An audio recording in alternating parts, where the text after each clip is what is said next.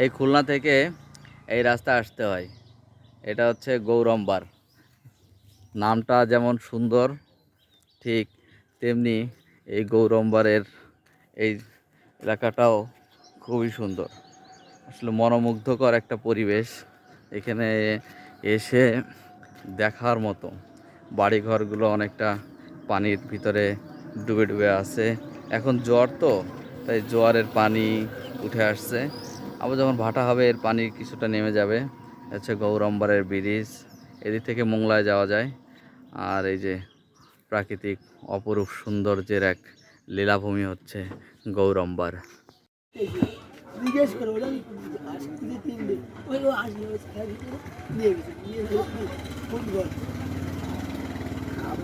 বন্ধুরা, তোমাদের এক আশ্চর্যজনক এক জিনিস দেখাতে যাচ্ছি।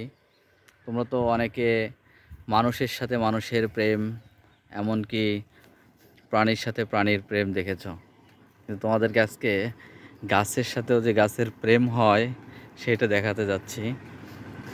এটা একটা সামনে যে ওয়াল করা দেখা যাচ্ছে, ওইটা মূলত একটা বাগান বাড়ি। আর এই যে যে একটা গাছ দেখা যাচ্ছে, এই হচ্ছে গাছের সাথে গাছের প্রেম। মানুষ এইখানে একটা বলে, মিথ আছে এরকম, যদিও সত্য কিনা জানি না, যে এখানে একটা ছেলে ও একটা মেয়েকে একসাথে মেরে পুঁতে রাখা হয়েছিল বা এরকম কোনো একটা আছে, যে সেইখান থেকে এই দুটো গাছের জন্ম জন্মান্তরের প্রেম।